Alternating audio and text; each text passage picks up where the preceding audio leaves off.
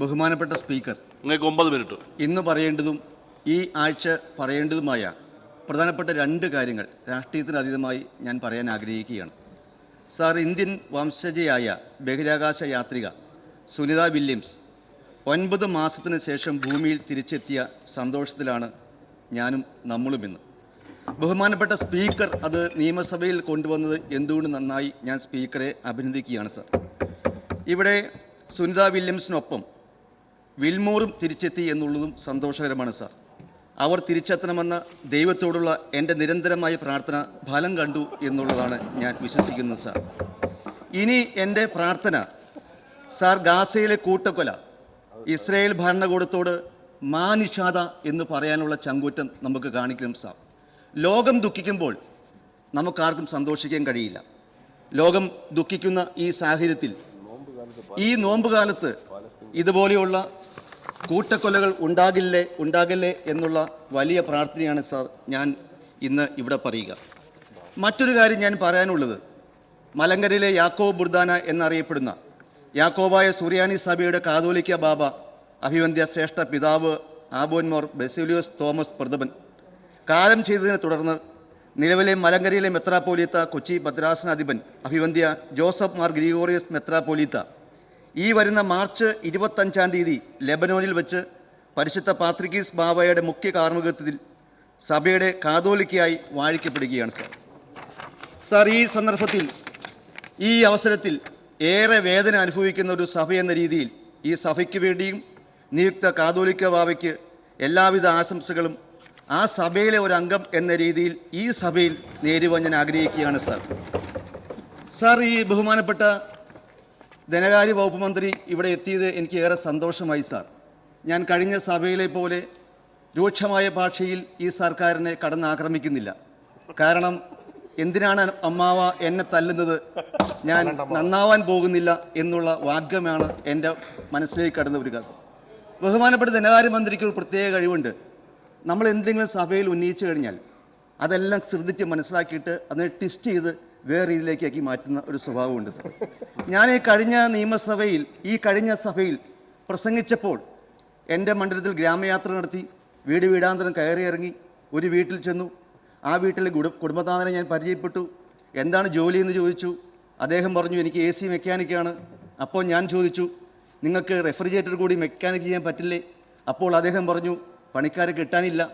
അതിനുശേഷം അദ്ദേഹം വീണ്ടും പറഞ്ഞു, ഇവിടെ ചില യുവാക്കൾ ചെയ്യുന്ന ജോലി എന്ന് പറയുന്നത് തെരുവോരങ്ങളിൽ പല സ്ഥലങ്ങളിലും ഗ്രാമങ്ങളിലും മുനിസിപ്പാലിറ്റിയിലൊക്കെ വന്നു നിന്ന് കഞ്ചാവും മയക്കുമരുന്നും MDMA ഒക്കെ വന്ന് വാഹകരായി കൊണ്ടുപോയി പണം വാങ്ങിക്കുന്നത് പലപ്പോഴും ഉണ്ട് എന്ന് പറഞ്ഞപ്പോൾ ആ വിവരം ഞാനിവിടെ ശ്രദ്ധയിൽ കൊണ്ടുവന്നു. ധനകാര്യമന്ത്രി എന്താ പറഞ്ഞേ, എൽദോസ് ചെയ്തത് വലിയ അപരാധമാണ്. അപ്പോൾ ഉടൻ തന്നെ എക്സൈസ് മന്ത്രി എനിക്കെതിരെ അന്വേഷണം പ്രഖ്യാപിക്കുന്നു. ഞാൻ ആലോചിച്ചു, ദൈവമേ, ഞാനാണോ പ്രതി? ഞാൻ പറഞ്ഞു, ഞാനിനി കീഴടങ്ങേണ്ടി വരുമോ? ഞാൻ പറഞ്ഞത് എന്താണ്, അങ്ങ് മനസ്സിലാക്കിയത് എന്താണ്? ഒരു കിണറിൽ നിറച്ചു വെള്ളമുണ്ടാകും, നമ്മൾ കോരി കുടിക്കും. അത് എവിടെ നിന്ന് കുമിളകളായി വരുന്നു എന്ന് അന്വേഷിച്ച് കണ്ടുപിടിച്ചിട്ടാണോ ആ കിണറിൽ നിന്ന് നമ്മൾ ജലം വാരി കുടിക്കുക? സാർ, ഇവിടെ ഈ സംസ്ഥാനത്ത് വലിയ കുളത്തിലെ വെള്ളം പോലെ, സമുദ്രത്തിലെ വെള്ളം പോലെ ലഹരി മാഫിയ ഇവിടെ എത്തി ആറാടുകയാണ്. സാർ, MDMA മയക്കുമരുന്ന് ഞാൻ പറഞ്ഞതിന് ശേഷം നിങ്ങൾ റെയ്ഡ് നടത്തി കിലോ കണക്കിന് കഞ്ചാവ് പിടിച്ചില്ലേ? 10 കിലോ കഞ്ചാവ് പിടിക്കുമ്പോൾ നമ്മൾ ചിന്തിക്കേണ്ടത് 10,000 കണക്കിന് കിലോ കഞ്ചാവ് നമ്മുടെ ഈ സംസ്ഥാനത്തുണ്ട് എന്നുള്ളതാണ്. സാർ, സാമ്പിൾ മാത്രമാണ് നമുക്ക് കിട്ടിയിട്ടുള്ളൂ. സാർ, ഞാൻ എന്തുകൊണ്ടാണ് ആ കാര്യം ഇവിടെ പറഞ്ഞത്? നിങ്ങളാണ് ഗവൺമെൻറ് ഭരിക്കുന്നത്, നിങ്ങളാണ് സംസ്ഥാനം ഭരിക്കുന്നത്, നിങ്ങളുടെ കൈകളാണ് അധികാരവും ചെങ്കോലും. നിങ്ങൾ ഈ കാര്യങ്ങൾ ചെയ്യാൻ യോഗ്യതപ്പെട്ട ആളുകളാണ്. അതുകൊണ്ട് പാവപ്പെട്ട കുട്ടികളെ, നമുക്ക് നിരോധിക്കപ്പെട്ട മയക്കുമരുന്നുകൾ ഇതെല്ലാം ഇവിടെ ഉണ്ടാകാത്തേണ്ട സാഹചര്യമുണ്ട്. സാർ, സംസ്ഥാനത്ത് കടകൾ പരിശോധിക്കുക.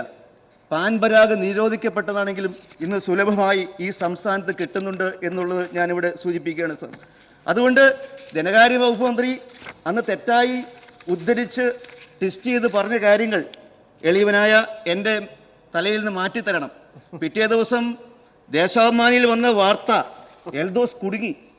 വീണ്ടും ഒരിക്കൽ കൂടി കൊടുങ്ങാനുള്ള ത്രാണി എനിക്കില്ല. സാർ, അതുകൊണ്ട് ഈ പാവപ്പെട്ട നിഷ്കളങ്കമായി കാര്യങ്ങൾ തുറന്നു പറയുന്ന രാജാവ് നഗ്നനാണെന്ന് വിളിച്ചു പറയുന്ന കുട്ടിയുടെ നിഷ്കളങ്കമായ മനോഭാവത്തോട് കൂടിയിട്ടാണ് സാർ അങ്ങയോട് ഞാൻ ഈ കാര്യങ്ങൾ പറയുക.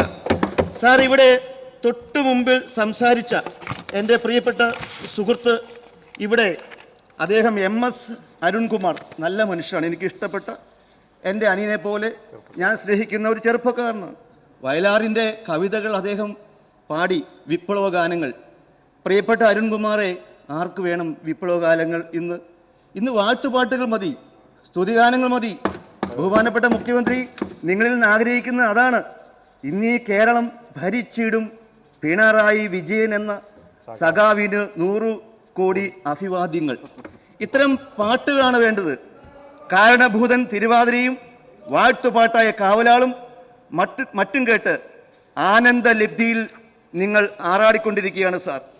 സാർ, ഇവിടെ ഫിനിക്സ് പക്ഷിയെപ്പോലെ നിങ്ങൾ ഉയർത്തെഴുന്നേൽക്കും എന്നാണ് ഞങ്ങൾ കരുതിയത്.